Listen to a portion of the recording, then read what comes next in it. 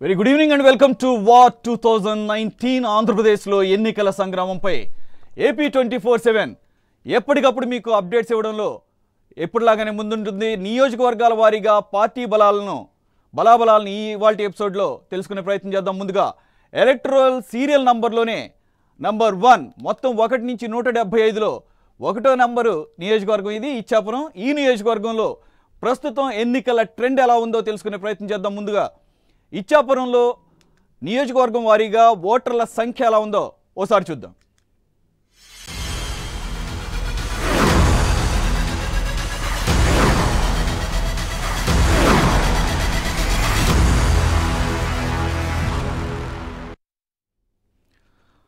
చూడొచ్చు, ఇచ్చాపురం నియోజకవర్గం మొత్తం ఓటర్ల సంఖ్య 2,29,755 మంది. ఇందులో మేల్ వచ్చేసి 1,13,348 మంది, మహిళా ఓటర్లు వచ్చేసి 1,16,392 మంది ఓటర్లు ఉన్నారు.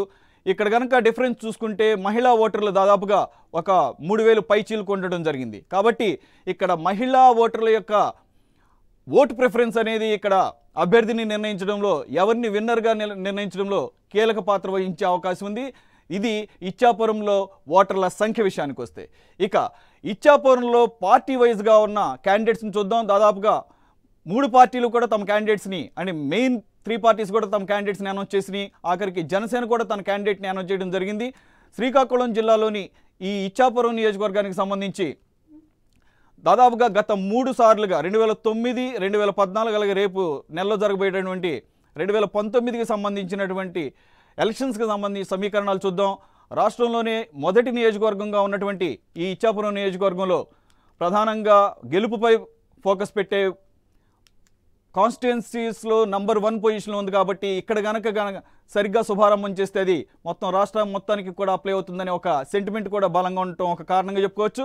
ఈ నియోజకవర్గంలో ఈసారి ప్రధానంగా 3 పార్టీలు, ఇంతకుముందు 2009, 2014 టైంలో 2009 అయితే కనుక టీడీపీ కాంగ్రెస్ మధ్యన ఉంటే 2014కి వచ్చేసరికి కాస్త అది టీడీపీ వైసీపీ మధ్య ప్రధాన పోటీగా మారింది.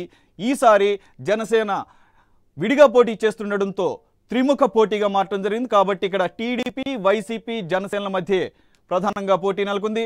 ఇక్కడ టీడీపీ నుంచి అశోక్ బెదలం బరిలో ఉన్నారు. ఇక వైసీపీ నుంచి సాయిరాజ్ బరిలో ఉన్నాడు.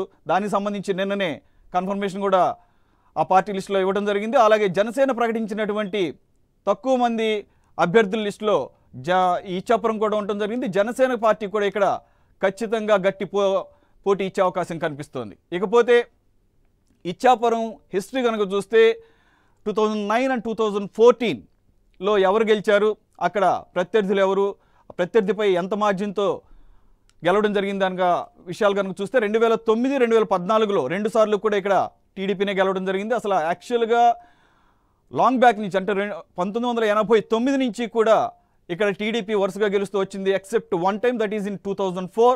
ఆ టైంలో 2004లో మాత్రమే ఇక్కడ కాంగ్రెస్ గెలవడం జరిగింది. ఆఖరి 2009లో అంత వైఎస్ ప్రభంజనం ఉన్నా కూడా ఇక్కడ టీడీపీ గెలవడం ఇక్కడ ప్రధానంగా గమనించవలసిన విషయం. కాబట్టి ఇది మొత్తానికి ఇచ్చాపురం తెలుగుదేశం పార్టీకి ఒక కంచుకోటగా చెప్పుకోవచ్చు. అయితే ఈసారి జనసేన కూడా ఎంట్రీ ఇవ్వడంతో జనసేన ఎవరి ఓట్లను చీలుస్తుంది, లాస్ట్ టైం ఇదే జనసేన టీడీపీకి మద్దతు ఇవ్వడంతో కాస్త ఈజీగా గెలవడం జరిగింది. ఈసారి జనసేన విడిగా పోటీ చేయడంతో ఎవరి ఓట్లను చీలుస్తుందనే దానిపైనే ఇక్కడ విన్నర్ భవితవ్యం ఆధారపడి ఉంది. మొత్తానికి 3 అభ్యర్థుల మధ్య కూడా ఇక్కడ ఉత్కంఠభరితమైన పోరు జరగబోతోంది. ఇకపోతే విన్నింగ్ మార్జిన్ కనుక చూద్దాం. అలాగే విన్నర్స్ ప్రొఫైల్ కూడా చూస్తే 2014 ఎన్నికల్లో తెలుగుదేశం పార్టీ అభ్యర్థి బెదలం అశోక్ తన సమీప వైసీపీ అభ్యర్థి నార్త్ రామారావుపై 25,278 ఓట్ల తేడాతో గెలుపొందడం జరిగింది. ఇక్కడ టీడీపీ అభ్యర్థి అశోక్కు 86,815 ఓట్లు వచ్చాయి. అయితే వైసీపీ అభ్యర్థి రామారావుకు మాత్రం 61,537 ఓట్లు మాత్రమే రావడం జరిగింది. ఇకపోతే ఆ 25,000 ఓట్స్ డిఫరెన్స్ అనేది ఇక్కడ జనసేన పార్టీ తన అభ్యర్థిని నిలబెట్టడంతో ఈసారి ఏ విధంగా సమీకరణాలు మారుతాయి అనేది ఇక్కడ చాలా ప్రధానమైన అంశం. ఇక ఓటర్స్ కనుక కంపారిజన్ చూస్తే కనుక ఇక్కడ అభ్యర్థుల గెలుపోవటంని ప్రధానంగా ఓటర్ల సంఖ్య ప్రభావితం చేసే అవకాశం ఉంది. అయితే 2014తో పోలిస్తే 2019లో ఈ నియోజకవర్గంలో పెద్దగా ఓటర్ల సంఖ్య తేడా రాకపోయినా కూడా 2014లో 2,24,989 మంది ఓటర్లు ఉంటే ప్రస్తుతం ఆ సంఖ్య ఒక 4,000 ఆడ్ పెరిగి 2,29,755 మంది ఓటర్లు ఉన్నారు. సో ఈ పెరిగిన ఓటర్లు ఎటువైపు మొగ్గుతారనేది కూడా కీలకం కానుంది. ఇకపోతే పార్టీ వైజ్గా చూద్దాం.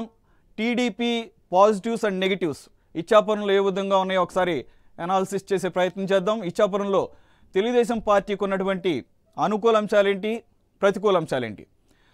ఎమ్మెల్యేగా ప్రజల మనిషిగా అనతి కాలంలోనే ఈ టీడీపీ అభ్యర్థి అయినటువంటి యువ నాయకుడు బెదాళం అశోక్, ఆయనకి మంచి పేరుంది ఈ నియోజకవర్గంలో. అలాగే టీడీపీకి మొదటి నుంచి కూడా ఇచ్చాపురం అనేది కంచుకోటగా ఉండటం అనేది అశోక్కి ఒక పాజిటివ్ ఆస్పెక్ట్గా మారే అవకాశం ఉంది.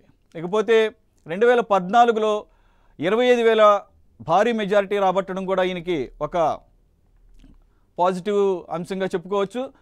అలాగే ఆవిర్భావం నుంచి కూడా, పార్టీ ఆవిర్భావం నుంచి కూడా దాదాపుగా 2004లో తప్ప ప్రతిసారి కూడా ఈ నియోజకవర్గం టీడీపీ వశం చేసుకోవడం జరిగింది. కాబట్టి 1989 నుంచి 2014 ఎన్నికల వరకు కూడా ఎక్సెప్ట్ 2004లో తప్ప ప్రతిసారి కూడా టీడీపీ గెలవడం జరిగింది. కాబట్టి ఓవరాల్గా ఇచ్చాపురం టీడీపీకి కన్ఫామ్గా వచ్చేటటువంటి అవకాశం ఉంది అని అనుకునే నియోజకవర్గాల్లో ముందు స్థానాల్లో ఉంటుంది ఇచ్చాపురం.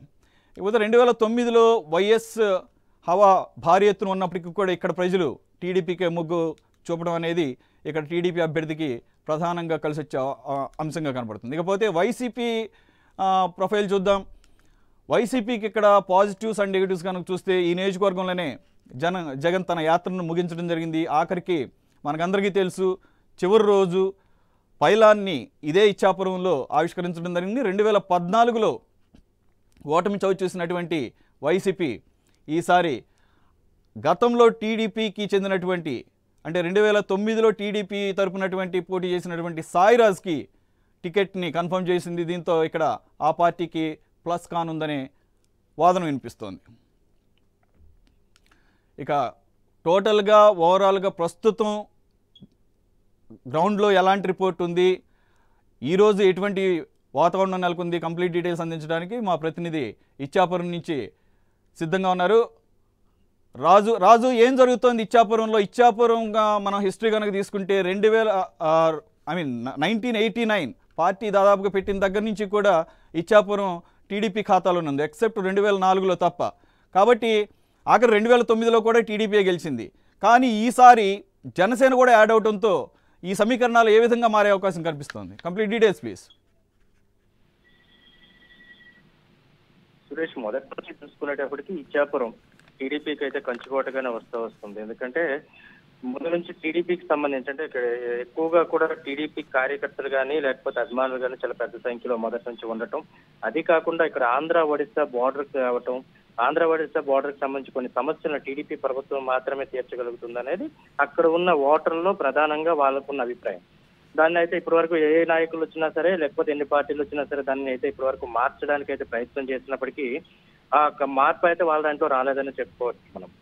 అయితే ఇక్కడ ప్రధానంగా ఇరు పార్టీ అంటే ప్రతి నియోజకవర్గాన్ని చూసుకునేటప్పటికీ రెండు పార్టీల మధ్య పోర్ అయితే అంటే చాలా ఎక్కువగా ఉంటుంది. అదేవిధంగా మూడో పార్టీకి వచ్చేప్పుడు జనసేనగా చూడటం జరుగుతుంది. కానీ ఇక్కడ పరిస్థితి చూస్తే మూడు పార్టీలకు కూడా ఒకే విధంగా ఉందని చెప్పుకోవచ్చు. ఎందుకంటే పవన్ కళ్యాణ్ ఉద్దాన సమస్యను బయటికి తీసుకురావడం కావచ్చు, ఆ ఉద్దాన సమస్యకు సంబంధించి ఎవరైతే పిట్టల్లో రాలిపోతున్నారో కిడ్నీ వ్యాధి గ్రస్తులందరూ కూడా వీళ్ళందరూ ప్రపంచవ్యాప్తంగా కూడా వీళ్ళందరికీ ఒక విధమైన అక్కడ ప్రపంచం మొత్తం కూడా ఉద్దానం వైపు చూసే పరిస్థితిని అయితే పవన్ కళ్యాణ్ గారు తీసుకొచ్చారు. దీంతో ఇక్కడ పోటీలో జనసేనకు సంబంధించిన అంటే దాసరి రాజు అనేది నిన్న టికెట్ కూడా డిక్లేర్ చేయడం జరిగింది. ఆయన కూడా పోటీలో చాలా బలమైన అభ్యర్థిగానే మనం చెప్పుకోవచ్చు.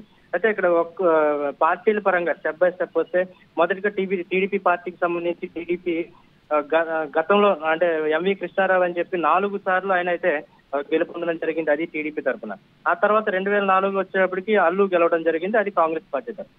దాని తర్వాత వచ్చేటప్పటికి కూడా 2009 ఎలక్షన్ లో అదే వైఎస్ రాజశేఖర రెడ్డి ప్రభావం, అదేవిధంగా కాంగ్రెస్ హవా ఉండేటప్పుడు ఈ శ్రీకాకుళంలో 10 నియోజకవర్గాలు ఉన్నాయి. 10 నియోజకవర్గాలకు సంబంధించి 9 నియోజకవర్గాలు కాంగ్రెస్ కైవసం చేస్తున్నప్పటికీ ఒక్క ఇచ్చాపురంలో సాయిరాజు మాత్రమే టీడీపీ తరఫున గెలుపొందారు. అయితే రాజు ఇదే కీలకమైన అంశంగా మారబోతోంది. అదే సాయిరాజు ఇప్పుడు రేపు జరగబోయేటటువంటి ఎలక్షన్స్లో వైసీపీ తరపున బరిలో దిగుతున్నారు కాబట్టి సాయిరాజుకు ఉన్నటువంటి ఆ వ్యక్తిగతమైనటువంటి ఇమేజ్ 2009లో దాన్ని ఈసారి రిపీట్ చేసే అవకాశాలు కనబడుతున్నాయి. కాబట్టి అది కంచుకోటగా ఉన్నటువంటి టీడీపీ విజయ అవకాశాలని దెబ్బకొట్టే అవకాశం సాయిరాజుకి ఎంతవరకు ఆ ఛాన్సెస్ ఉన్నాయి? సాయిరాజు విషయానికి వచ్చేటప్పటికి ఇప్పుడు దాదాపుగా ఆయన 2014లో వైసీపీలో జాయిన్ అయినప్పటికి కూడా వైసీపీ తరఫున తనకు టికెట్ ఇవ్వలేదు. టికెట్ ఇవ్వకుండా తను ఏంటంటే ప్రచారంలో పాల్గొనమని చెప్పారు. అదేవిధంగా ప్రచారం చేసిన తర్వాత పార్టీ గెలుపు సాయిరాజు కనుక కృషి చేస్తే తనకి మంచి స్థానం కల్పిస్తానని జగన్ చెప్పడం జరిగింది గతంలో 2014. ఆ తర్వాత నట్టు రామారావు టికెట్ ఇచ్చారు. నట్టు రామారావుకి ఇవ్వడానికి అయితే ఈక్వేషన్స్ ఉన్నాయి. ఎందుకంటే ఇచ్చాపురం నియోజకవర్గం ఎక్కువగా చూసుకున్నప్పటికీ యాదవ్ అదేవిధంగా రెడ్డి కమ్యూనిటీ, 2 కమ్యూనిటీస్ చాలా ఎక్కువ డామినేట్ చేస్తుంటే దాని తర్వాత కాళింగ సామాజిక వర్గం కూడా ఎక్కువగా ఉంటుంది. అయితే యాదవ్ కమ్యూనిటీకి సంబంధించి నట్టు రామారావు టికెట్ ఇచ్చారు. దాని నట్టు రామారావు ఓడిపోవడం జరిగింది బెందాలం అశోక్ పైన. ఓడిపోయిన రోజు నుంచి చూసుకుంటే ఆ ఓటమికి కారణం మాత్రం తప్పకుండా సాయిరాజు మాత్రమే కారణమయ్యారంటూ జగన్ ఒక వ్యాఖ్యలు చేసిన తర్వాత తన పార్టీని సస్పెండ్ చేశారు. దాదాపుగా 5 ఏళ్ల తర్వాత, అంటే రీసెంట్ గా 6 నెలల ముందే మళ్ళీ పార్టీలో తనను స్వాగతించారు, సస్పెన్షన్ ఎత్తివేశారు. ఇప్పుడు సాయిరాజుకి ఈ రోజు వరకు కూడా టికెట్ ఇస్తారా అనేది ఒక అనుమానంగానే వచ్చింది. కానీ మొదటి లిస్ట్ లోనే ఆయన పేరు రావడం, ఆయన అభిమానులు కానీ కార్యకర్తలు కానీ వాళ్ళందరూ కూడా చాలా వరకు సంబరాలు చేసుకునే పరిస్థితి కనిపిస్తుంది. అయితే సాయిరాజుకి నియోజకవర్గంలో ఉన్న విషయం ఏంటంటే ఎక్కువగా కూడా కిడ్నీ వ్యాధికి సంబంధించిన కొంతమంది పేషెంట్లు ఎవరైతే ఉన్నారో వీళ్ళందరూ కూడా అంటే ఒక ఉద్దానం ఫౌండేషన్ అనే పేరుతో సాయిరాజు వైపు కానీ సాయిరాజు కానీ వీరి సొంత నిధులతో వాళ్ళందరికీ కూడా ప్రతి నెల పెన్షన్ విధానం ఒకటి పెట్టి దాదాపుగా ఒక 5 ఏళ్ళు 6 ఏళ్ల నుంచి కూడా వీళ్ళ సొంత నిధులతో ప్రతి ఒక్క పేషెంట్ కూడా ఒక 500 చొప్పున ఇవ్వడం జరుగుతుంది. అది ఒకటి ప్లస్ అయ్యే విషయం. ఎందుకంటే కిడ్నీ వ్యాధిగ్రస్తులు ఎవరైతే ఉన్నారో వీళ్ళందరూ కూడా తప్పకుండా సాయిరాజు పక్కన అయితే నిలుస్తారనడానికి అతిశయోక్తి లేదు. దీంతో పాటు నియోజకవర్గంలో ఏదైనా సరే సమస్య ఉండేటప్పుడు కూడా సాయిరాజు చాలా తొందరగానే స్పందిస్తాడు. సాయిరాజు లేకపోయినా సరే తన అనుచరులు కానీ లేకపోతే వాళ్ళ ఫాదర్ కానీ వీళ్ళందరూ కూడా ఎక్కువగా కూడా అక్కడికి వెళ్ళి ఆ సమస్య దగ్గరికి కూర్చుంటారు అనేది ఆయనకు అనుకూలంగా ఉన్న అంశం. ఇకపోతే రాజు 2014లో చూసాం పవన్ కళ్యాణ్ టీడీపీకి మద్దతు ఇవ్వడంలో భాగంగా అప్పుడు జనసేన పార్టీ ఏ నియోజకవర్గంలో కూడా తన అభ్యర్థిని పోటీకి పెట్టలేదు. కానీ ఈసారి పరిస్థితి వేరు. అటు జనసేనని టీడీపీని వైసీపీని సమాన దూరం నుంచి వారి మీద విరుచుకుపడుతున్నటువంటి పరిస్థితి. అధికార పక్షం ఏమో ఎటువంటి పనులు చేయలేదని చెప్పేసి అలాగే హామీలు నెరవేర్చడం విఫలమైందని చెప్పేసి ఆయన విరుచుపడుతున్నారు. మరో పక్కన విపక్షం వచ్చేసరికి తన బాధ్యతను సరిగ్గా నిర్వర్తించలేదు, అసెంబ్లీకి వెళ్లకుండా తన బాధ్యతని విస్మరించిందని చెప్పేసి అటు వైసీపీని కూడా తూర్పారబడుతున్నారు. ఈ పరిస్థితుల్లో సెపరేట్గా వీళ్ళు దాసరి రాజు అనే రూపంలో తన క్యాండిడేట్ను కూడా అనౌన్స్ చేయడం జరిగింది. కాబట్టి జనసేన ఓటింగ్ ఎలా ఉండే అవకాశం ఉంది, ఎవరి ఓట్లు చీల్చే అవకాశం ఉంది?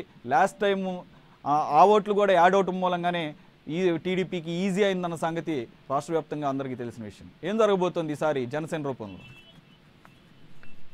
ఇక్కడ 3 పార్టీలు మొదటి నుంచి కూడా మనం మాట్లాడుకునేటప్పుడు కూడా ఇక్కడ 3 పార్టీలు బరిలోనే ఉన్నాయని చెప్పుకోవడం జరుగుతుంది. అంటే 3 కంటెస్టెంట్లు, అంటే 2 కంటెస్టెంట్లు, ఒకటి బెందాలం అశోక్ మొదటి నుంచి రాజకీయంగా వాళ్ళ ఫాదర్ తరపు నుంచి అప్పట్లో ఉన్న ఎన్టీఆర్ నుంచి ఎర్రంనాయుడు వరకు వాళ్ళ ఫాదర్ ఇదే రాజకీయంలో ఇదే టీడీపీ తరపున ఉన్న వ్యక్తి. దాని తర్వాత సాయిరాజు వచ్చేటప్పటికి ఒకసారి ఆల్రెడీ టీడీపీలోనే ఎమ్మెల్యే గెలిచిన వ్యక్తి. వీళ్ళిద్దరి మధ్య కూడా ఒక బలమైన పోటీ నెలకొంటుందనే టైంలోనే ఇప్పుడు జనసేన తరపు నుంచి దాసరి రాజుకు టికెట్ ఇవ్వడం జరిగింది. దాసరి రాజుకి ఎప్పుడైతే టికెట్ ఇచ్చారో ఈక్వేషన్స్ అనేవి కూడా ఒకసారి చేంజ్ అయిపోయాయని చెప్పుకోవచ్చు. ఎందుకంటే మొన్నటి వరకు నట్టు నరేంద్ర అనేది ఒక బలమైన క్యాండిడేట్ ఉండేవాళ్ళు. దీన్ని ఏమంటే మొన్నటి వరకు టీడీపీలో, కానీ నిన్న సాయంత్రం చూసినప్పటికీ ఆయన వైసీపీలో జాయిన్ అవ్వడం జరిగింది. దీనివల్ల టీడీపీకి సంబంధించి బెందాలం అశోక్ అయితే తప్పకుండా ఇబ్బంది వాతావరణం అయితే నెలకొందని ఒక అంచనాలు వేసుకుంటున్న నేపథ్యంలో వైఎస్ఆర్సీపీ అయితే బలపడిందని చెప్పుకుంటున్న నేపథ్యంలో ఇప్పుడు దాసరి రాజుకి టికెట్ ఇవ్వడంతో మొత్తం ఈక్వేషన్స్ అన్ని కూడా ఒక్కసారి చేంజ్ అయ్యాయని చెప్పుకోవచ్చు. అయితే దాసరి రాజుకి సంబంధించి మొత్తం అంతా కూడా తన వ్యక్తిగా అంటే ఒక సామాజిక వర్గ పరంగా తనకైతే ఓట్లు చాలా ఎక్కువ వరకు చేర్చగలుగుతాడు. దాంతో పాటు పవన్ కళ్యాణ్ ఉద్దాన సమస్య పట్ల చాలా ఎక్కువగా స్పందించాడు. ఇప్పుడు కూడా ప్రతి మీటింగ్ లో కానీ లేకపోతే ఇతర బహిరంగ సభల్లో కానీ ఆయన చెప్పడం జరుగుతుంది, ఉద్దాన సమస్య తన వల్ల బయటకు వచ్చింది, ఉద్దాన సమస్యను తాను చేశాను. అది కాకుండా ఉత్తరాంధ్రకి సంబంధించి పవన్ కళ్యాణ్కి ఒక ప్రత్యేకమైన అభిమానం ఉంది అంటే తన మాటల్లోనే చాలా సార్లు చెప్తుంటారు. అది కాకుండా శ్రీకాకుళం జిల్లా అంటే నాకు చాలా ఇష్టం. శ్రీకాకుళం జిల్లాలో ప్రజలందరూ కూడా చాలా గుడ్డిగా ఎవరినైనా నమ్ముతారు.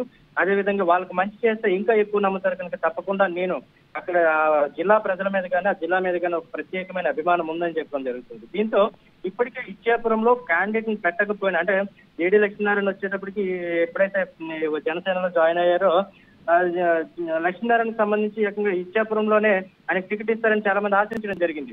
ఎందుకంటే లక్ష్మీనారాయణ ఇక్కడే చూసుకుంటే తహనాలపుట్టుకు ఒక గ్రామాన్ని దత్తత తీసుకున్నారు. ఆ గ్రామాన్ని చాలా అద్భుతంగా తీర్చిదిద్దారు.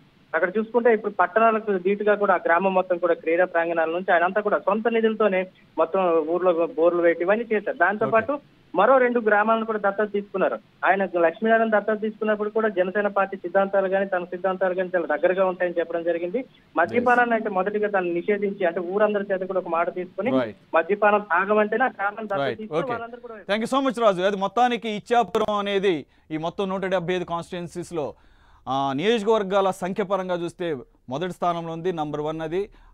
ఆ విధంగా చూసినా కూడా టీడీపీ ఇది కంచుకోటగా ఉంది. 1989 నుంచి కూడా మొన్న లాస్ట్ టైం 2014 వరకు కూడా టీడీపీ పార్టీ వరుసగా గెలుస్తుంది. ఒక్క 2004లో తప్ప. అక్కడ 2009లో కాంగ్రెస్ ప్రభంజనం, వైఎస్ ప్రభంజనం కూడా తట్టుకొని ఇక టీడీపీ అభ్యర్థి. అయితే టీడీపీ అభ్యర్థిగా ఆ రోజు గెలిచినటువంటి సాయిరాజ్ ఈరోజు వైసీపీ అభ్యర్థిగా బరిలో దిగబోతున్నాడు. కాబట్టి ఇది ఒక ఇంట్రెస్టింగ్ కంటెస్ట్గా మారింది. అలాగే ఈసారి 2014తో పోల్చుకుంటే జనసేన విడిగా బరిలోకి దిగటం, దాసరి రాజు అనే క్యాండిడేట్ రూపంలో జనసేన బరిలోకి దించడంతో ఇప్పుడు ఆ దాసరి రాజు జనసేన తరపున ఎవరు ఓట్లు చీలుస్తారు, దాని మూలంగా టీడీపీకి ఏమన్నా గండి కొట్టే అవకాశం ఉందా అన్న వార్తలు కూడా వినిపిస్తున్నాయి. That's all about 2019 Ichchapuram constituency. Stay tune to AP 24/7.